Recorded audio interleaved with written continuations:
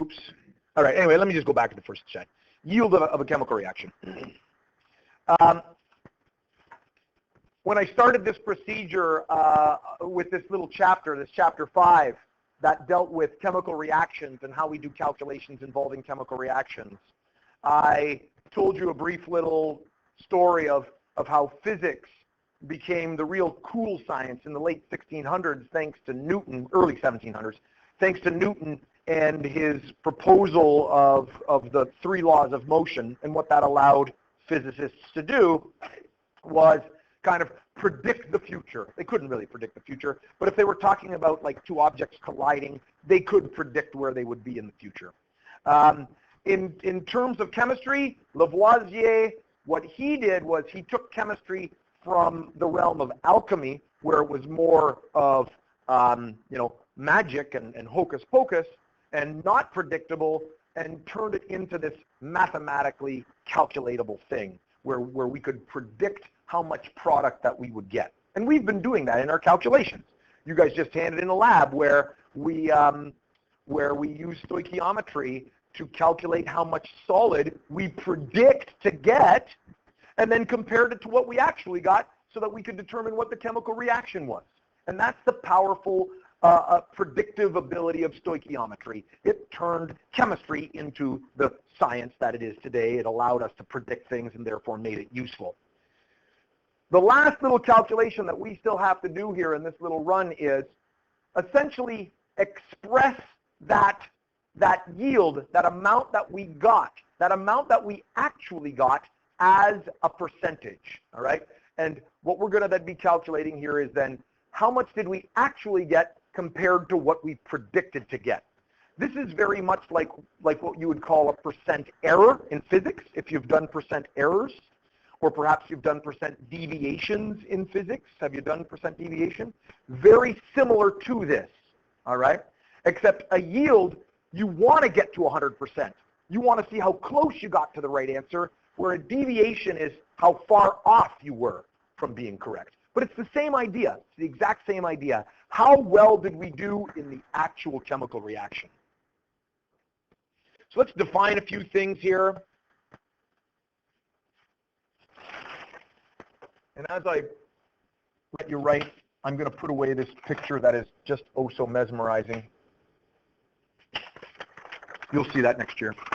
It is cool, by the way.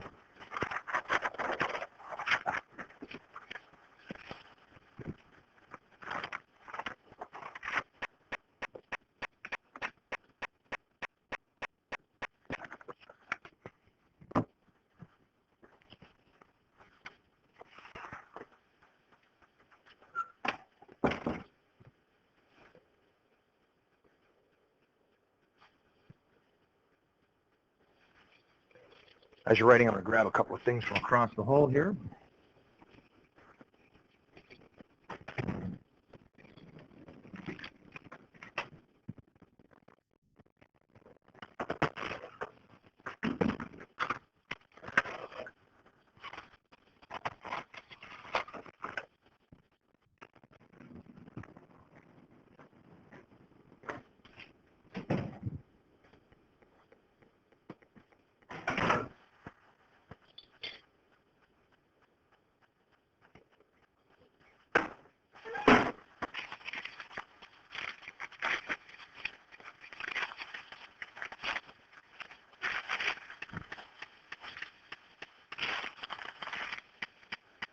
Now, on your lab, that we use the terms things like theoretical yield, and I actually told you don't calculate the percent yield. And after today's lesson, you could have done it, but it doesn't matter whether we do it on that lab or not. The yield is the amount of product that is obtained in a chemical reaction. So we've used stoichiometry to calculate how much reactant we need, how much product is produced. Yield is always a product. So when we talk about the yield of a reaction, we're talking about the product. The theoretical yield is the amount of product we predict based on stoichiometric calculations. That's the calculated value, because stoichiometry is theoretical. It's based on what we start with, and that's what we predict using molar masses, using the periodic table, using theoretical numbers. So we call that the theoretical yield, what we predict, and it's the answer we get out of stoichiometry. The actual yield, sometimes also called the experimental yield, is the amount of product that is actually obtained, something that you get from an experiment.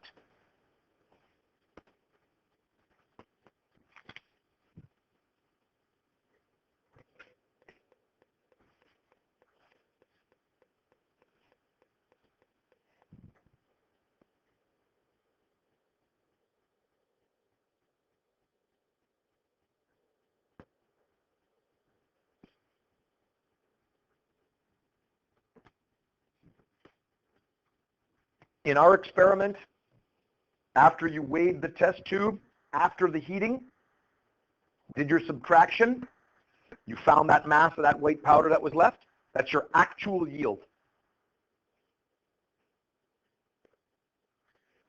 Again, we're going to be calculating a percentage, just like percentage composition, except this time it's percentage yield.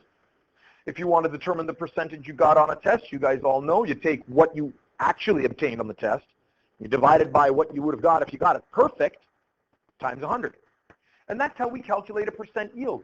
You'll take what you actually obtained in the experiment, whatever mass that you weighed in your test tube, the actual amount, divide it by what you predict you would have got if you did the experiment perfectly, the theoretical perfect yield, times 100. If you have 85% of the mass that you expected, you have an 85% yield. All right? If you have it right on, how many people had the mass of their product in their experiment right on one of the numbers for the equation? Right on top of it. It was perfect. Did you guys get it perfect? What would your percent yield be? It would be 100%. You did it perfectly. Nice job. Perfect. 100%. Now, that's not to say you guys did it wrong or anything. It means that maybe there was some things that took place, errors. Theirs had errors too. There is no experiment without errors. It means that you probably had two competing errors, one that brought it down a little bit and the other one that brought your number up a little bit, and it happened to work out perfectly. But that would be 100%. So calculating percent yield, today's lesson, what's our lesson about? Our lesson is about calculating a percentage, just like calculating a percentage of your test, except this time it's like we're kind of evaluating an experiment. And it's the same way you'd calculate any percentage. What you actually got in the experiment divided by what you think you would have got if you did it perfectly, times 100.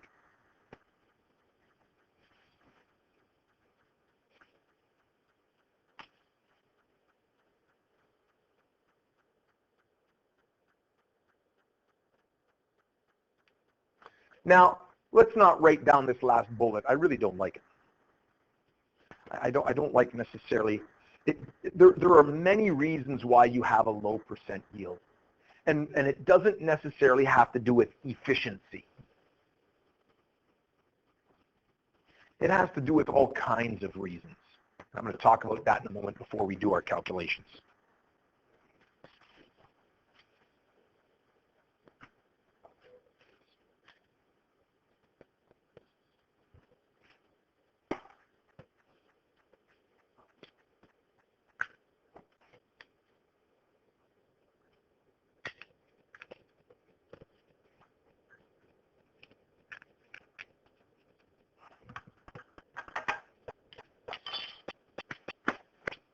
Percent yield is an indication of the efficiency of a chemical procedure. Now that's not bad. I don't mind that statement because it's often dependent on the procedure. Calculated by the following. Percent yield, there should be a dot right there. Actual yield, what you actually obtain divided by the theoretical yield times 100. The higher the percent yield, the more efficient the reaction. I'm not a fan of that bullet because talking about a reaction being efficient versus a procedure being efficient, those are two different things. I'll talk about that in a moment. Let's talk right now, a little bit before we do calculations, why you might not get 100% yield. I do want you to write this down.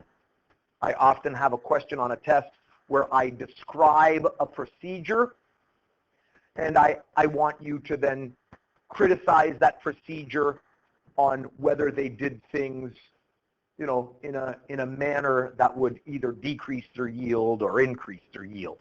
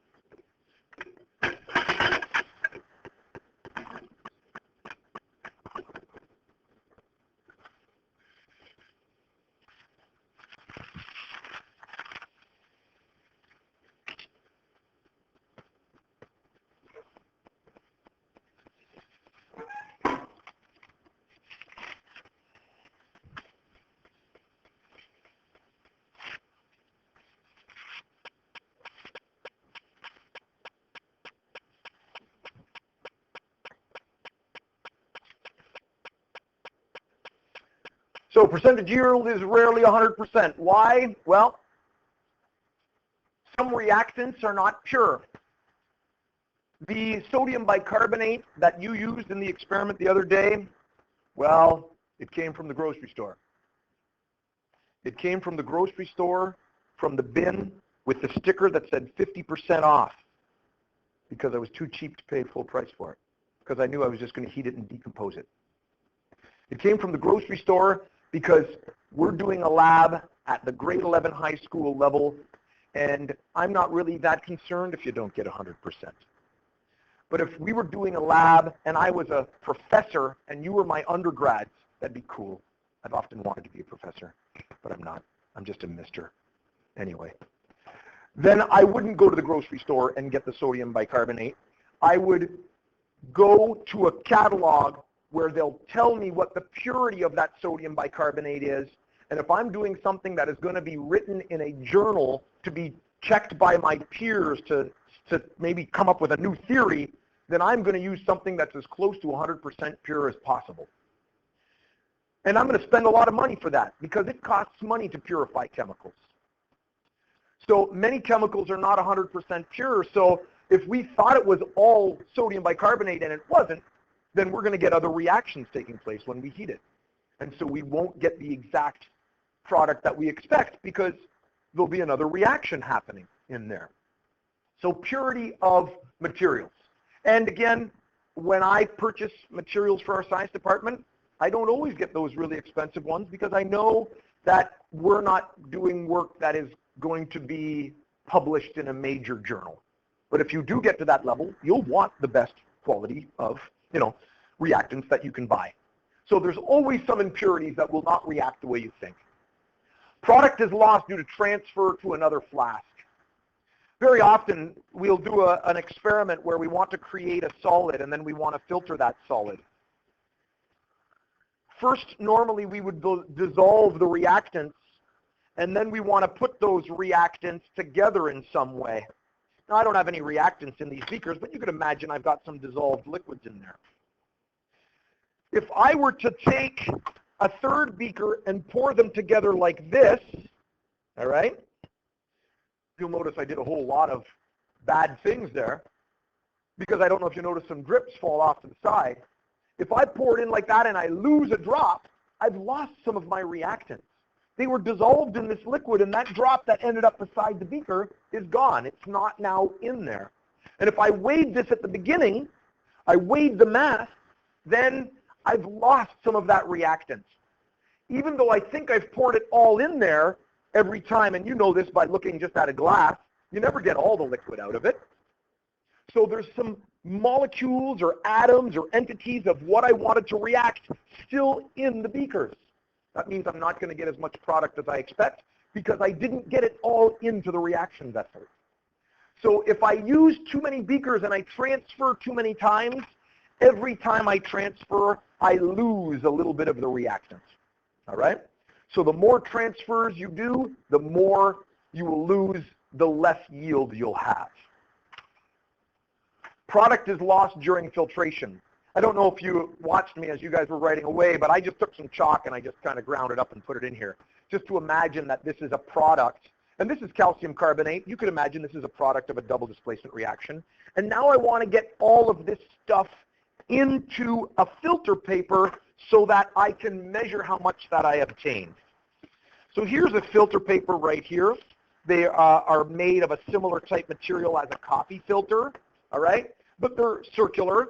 And the way we deal with these is we fold it in half, and we fold it in half again, and then we open 1/3 of it up to make a little cone.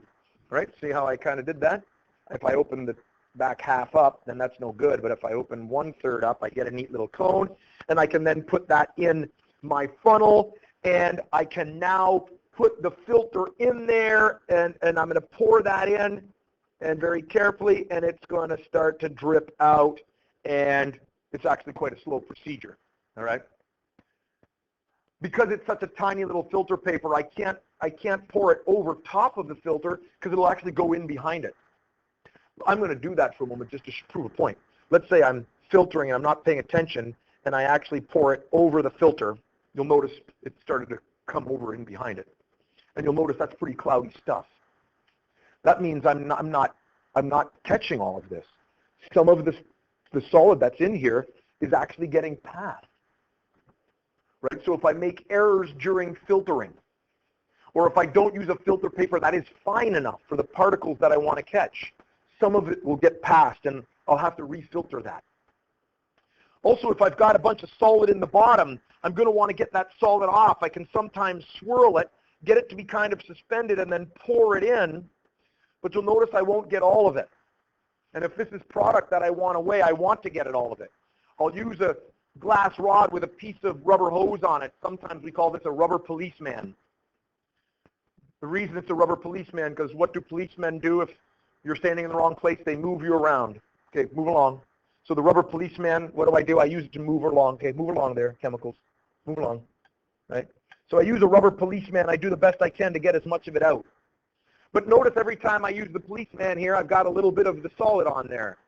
So I've still got more. I'll need some water, so I add a little more water to it, which I still am going to have to filter.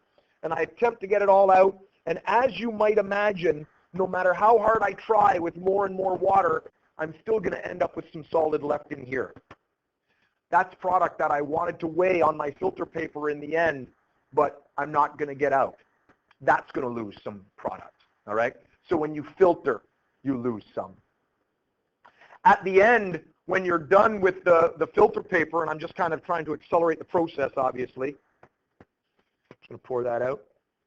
In the end, when you take the filter paper out, all right, what you need to do is you need to be very careful that you don't get any of it on your hand, and you want to kind of open it up, and you want that to dry out, right? If I don't let that 100% dry, let's say I'm in a hurry and I quickly weigh it again, there's going to be some moisture stuck in there. I'm actually going to end up with more than 100% yield because I might have a mass that's greater than what I predict because there's still water in there. So if I don't let that dry completely, that will affect the yield. I'll actually get too much. That's no good either, all right? So if you don't dry it properly, or if the reaction doesn't go to completion, if it's an incomplete reaction. The incomplete reaction, when I was in university, we had an organic chemistry lab where we had to create styrene. Styrene is the starting point for making polystyrene, and polystyrene is styrofoam, all right? So we were making styrene, and because it was a very complex reaction, we already knew at the beginning that the best yield you could get if you did it using this laboratory procedure was 35% yield. And that's because there are so many other little side reactions that happen that turn your reactants into different products. And when you then clean and isolate your styrene, those other products go away and you lose your reactants that you wanted because they turned into something else. Yep. That's true. That's true. If you can become a research chemist and work for a company that has a reaction, say, that's working at 35%, and you can come up with a new procedure that then gets it to 65%, you're going to make them a lot of money because you're saving them a lot of reactant, and you're going to make that company a lot of money. They're going to like you. They'll pay you well as well, right? So some reactions just have so many side reactions, you just don't get what you expect. Now, I ended up getting 5% yield in that lab, but that's because, well, you've seen my laboratory techniques here just now. And therefore, I went into mathematical chemistry. Pen and paper. No low yields on that. Anyway. So sometimes the yield is just inherently low. Okay? Product is lost. That's side reactions. I just described side reactions. Product is lost due to splattering on the heating process. Sometimes to isolate a chemical, especially if it's been dissolved, will boil off the water. And when you get to the very end of that boiling process, it's kind of like cooking bacon. It's exactly like cooking bacon, right? You cook bacon at first, right? It starts to cook. You got all that water in there. It's bubbling away, right? You're not going to eat that bacon yet. And then the water evaporates, and all you're left with is grease, right? But any of that little bit of water that's still left at the bottom of the pan with that layer of grease over top of it, it evaporates and it spits at you, right? So you got grease flying everywhere. That happens whenever you try to isolate any product, whether it's a liquid or a solid. If you've got a solid, same thing happens, except it forms a solid crust. But if there's any water left, it just causes a little projectile of hot solid across the room and out of your lab vessel, and then you lose yield, all right? So splattering also causes that. Many things do that. Oh, one thing that isn't on here, the measuring process, right? We never ever use a piece of just a paper towel to measure a solid on a scale because it's so rough, the chemicals will get stuck in there. And when you try to, say, put them into your container, they get stuck on the paper. So we use something called whey paper, and this actually isn't even whey paper. Whey paper is more like wax paper. It's got a smooth surface on it. This is just parchment paper, but I'm too cheap to buy the actual whey paper. Seeing a trend here. And when you have your whey paper, you make something called a paper boat. See? This is my boat. See? And then you put that on the scale. You put your chemical on it, and if it's smooth enough, then all of that chemical will slide off into your beaker, and you won't have lost any. But if you have any of it stick to the whey paper, then you've weighed it, but it didn't make it into the reaction vessel. That will also affect that. All right? Tough weekend? Yeah, all right. She's snoozing. That's okay. I'm not that exciting. So there's many reasons on why you could lose yield. We better get into some calculations so Abby can keep her eyes open. So there's reasons why you might lose yield, and like I said, I often like to put a question on the test where I give you this fictitious lab procedure and I ask you to critique it. So, you know, that type of stuff is what you're looking for there. Now I think I've got 3 examples. And then I'm done, and you can work on problems. In this first example, we do not need to use stoichiometry because I'm simply doing the percentage calculation. It's the little last piece that gets added on to these calculations.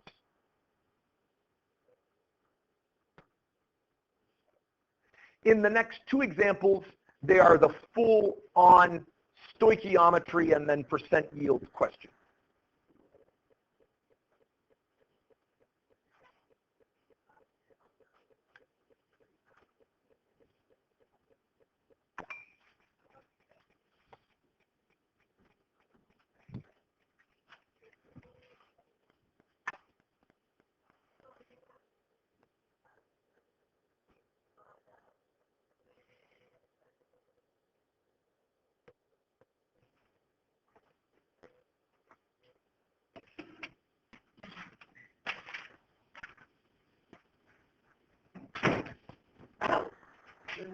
You bet. We'll see you later.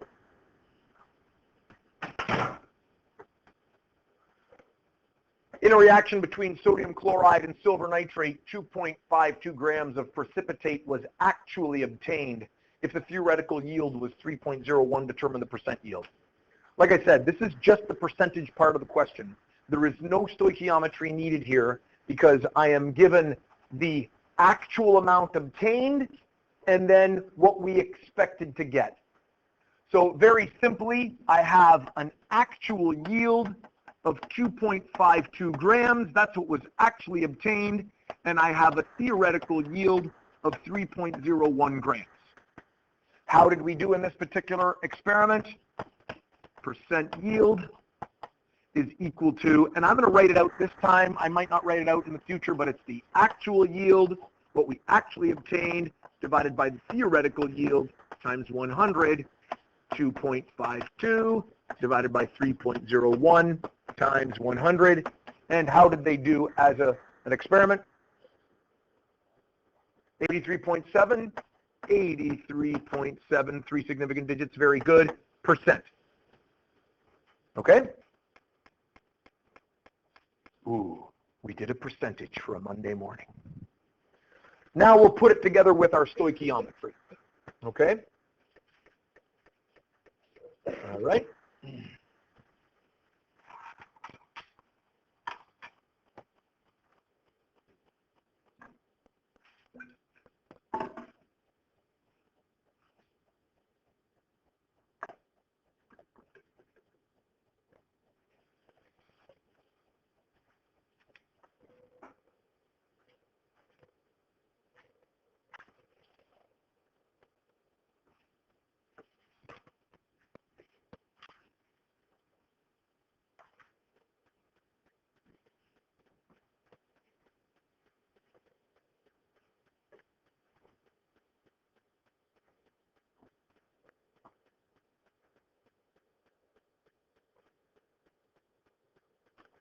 So we've got this kind of a complex here. It's got iron in it, it's got sulfur, and it's got arsenic.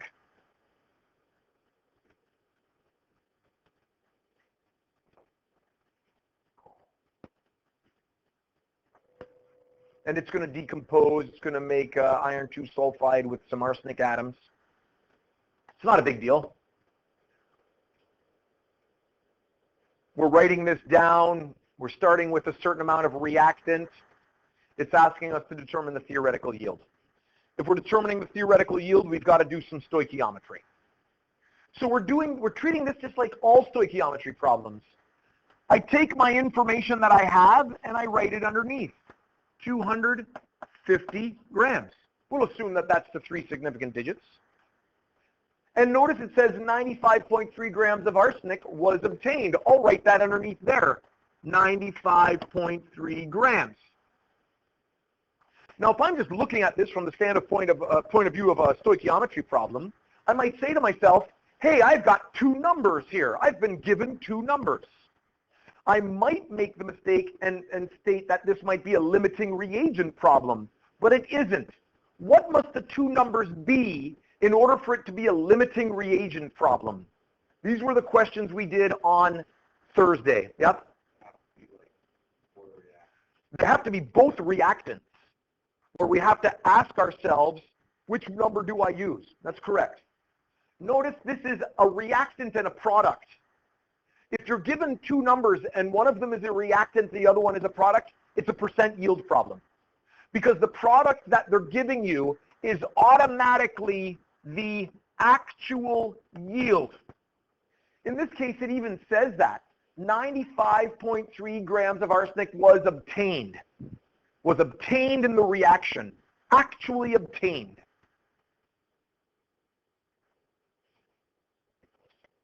In order to determine the theoretical yield, we will do our stoichiometry and we will find out how much do we predict to get, question mark, grams. They gave us what we actually obtained. Now we got to figure out what we're going to theoretically obtain. Regular stoichiometry. Grams to moles. What's my conversion factor? Yep. The molar mass. I'm going to need a molar mass of FESAS, and then the molar mass of arsenic. And then I do my calculation. Yep, periodic tables are coming out. Calculators are getting ready to roll.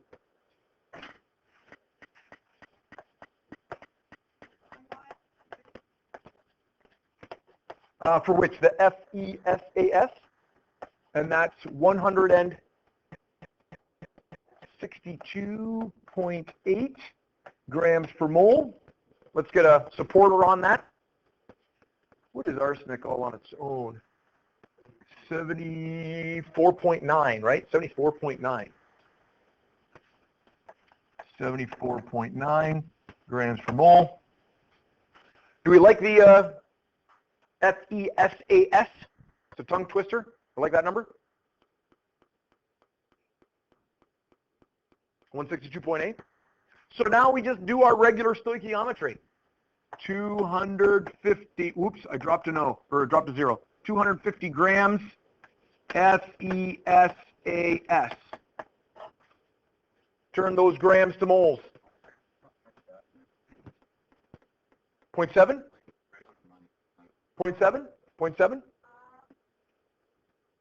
We got a great debate going here. I'm going to leave the decimal off until we decide what the decimal is going to be. But what I want to state is we've done this to death. Grams on the bottom, right? So 162 point blank grams per 1 mole. All right? 162.8 grams per mole.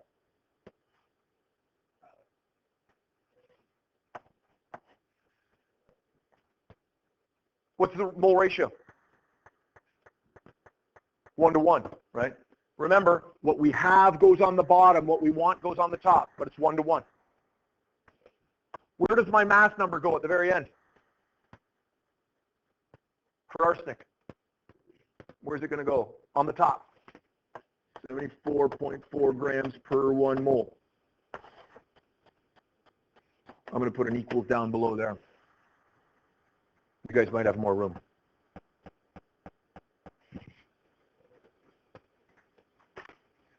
Could you get a number? You're like in the darkest spot of the room, almost. What do we have? Yep, Haley? 115 grams. 1, 1, 5, 3 significant digits is enough. Grams, that's good. We like that number? So now we've got this is the theoretical yield. Now I just do my percentage. So like I said, what I've taught you today is how to determine a percentage. In a larger question, you just have to do some stoichiometry to figure out what the theoretical yield is. Percent yield.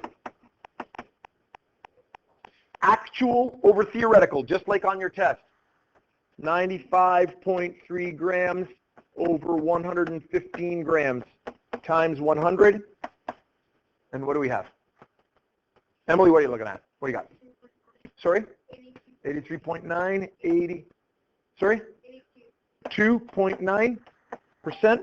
Question? Yep. What happens if you get like a higher number than like a... Then you have greater than 100%. It just means that maybe it wasn't dried properly if it was a solid. So you can get 100. You can get more than 100%.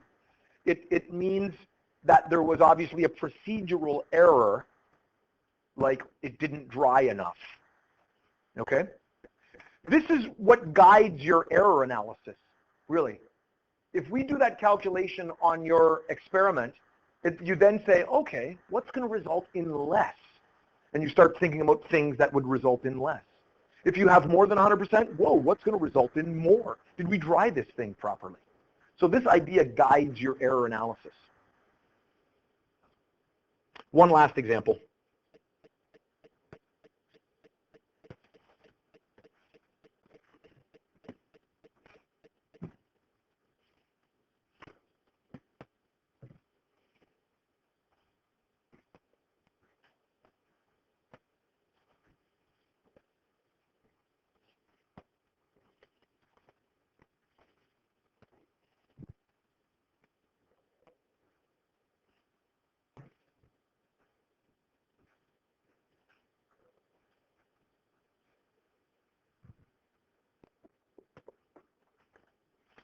Good morning.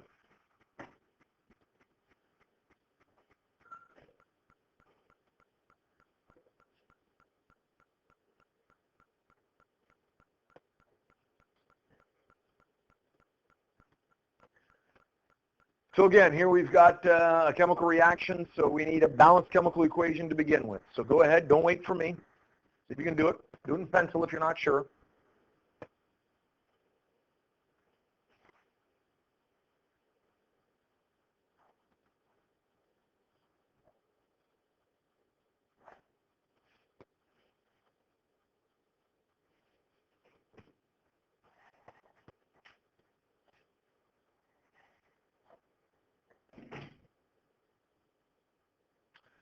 Sodium, chlorine, heated together, products isolated. What are the reactants anyway? And if you're not sure what the product is, hopefully we can get it from the reactants. What are the reactants in this reaction? Yep, Haley? Yeah, so Na, and what's the formula for the chlorine going to be? Yeah, Cl2, very good. Cl2. Well, what type of reaction are we dealing with here if we've only got these reactants and I need a product? Yeah, synthesis, so what's our product? Yep, Maggie? Yeah, sodium chloride, NaCl. And I've got a balance, so it's looking like 2 and 2, right? 2 and 2. Let's write the numbers that were given underneath. These are all grams. They'll go in the gram line. So 80.3 grams of sodium, 8.30 grams of sodium. Oh, they also give us this one, 14.0 grams of chlorine, and they even give us this one, 19.5 grams of sodium chloride. Looks like they've given us everything.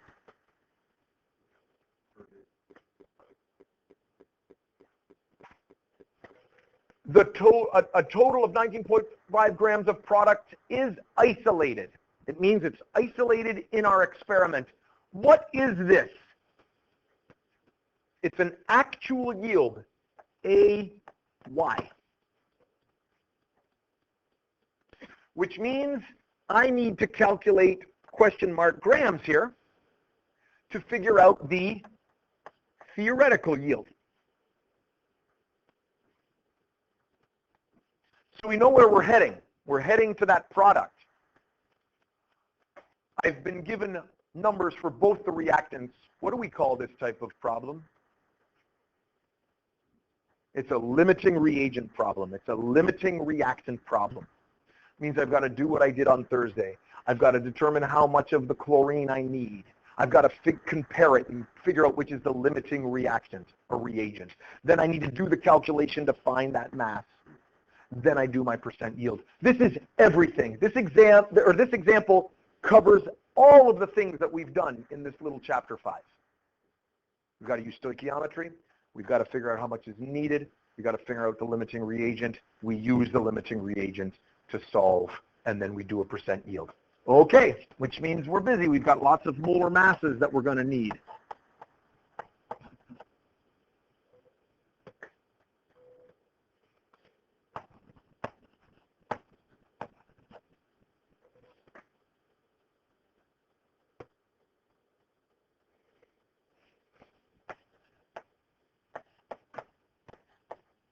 $24.3 for sodium. 24.3. Did I do that right? Or was that magnesium? Oh, I was thinking magnesium. 23. And my eraser doesn't work. It's going to get messy. 23.0 grams per mole. Cl2 is 71, right? 71? 71.0 grams per mole.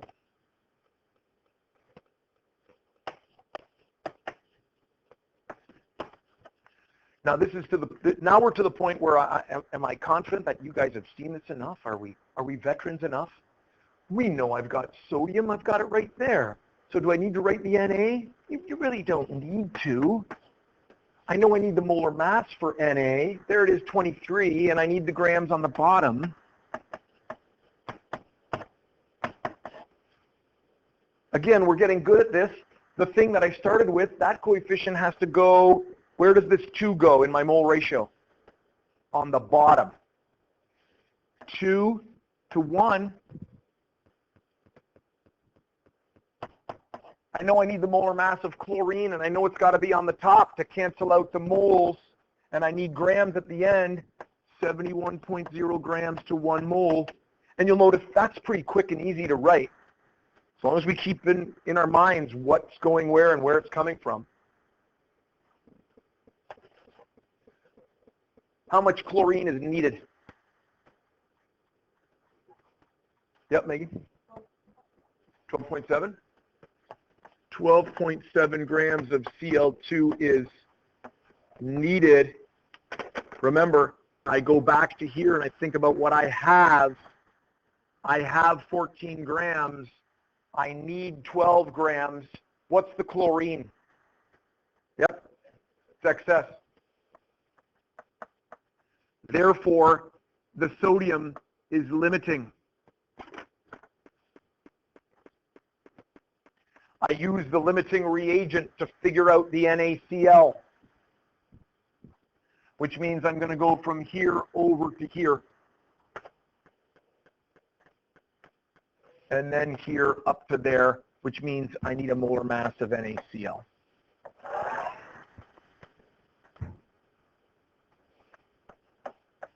$35.5, 23, 58.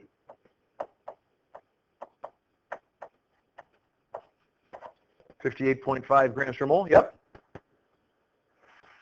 It doesn't matter. I wouldn't even have worried about it. If I'm marking that, I'm not concerned.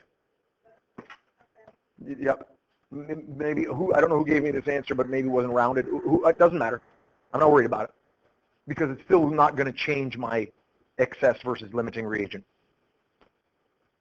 And it probably has to do with probably a rounding scenario. Not a big deal. So, using the limiting reagent, 8.30 grams sodium. I need the sodium molar mass, 23.0 grams per 1 mole. 2 to 2. Molar mass of NaCl, 58.5 grams per 1 mole. And that's going to get me my theoretical yield. Emily's got an answer. She's staring at me with an answer. 21.1 grams. 21.1 grams. NaCl. It doesn't hurt to put in the final answer what you're measuring. I know we're kind of strip lining, or we're trying to make this a little easier, right? But put that in the answer. It's like a unit. And that's our theoretical yield. So percent yield, what we actually obtained, 19.5 grams, over what we predict we should obtain, 21.1 grams. times 100. Yep. 92.4%. 92.4%. And in the end, that's what we wanted. Okay? So I taught you how to do percentages, and now we're just adding it on to the questions we know how to do. The homework you've got, it was that page that I handed out on Thursday, and on the bottom half of that page, so it's looking like this, it's got theoretical yield calculations.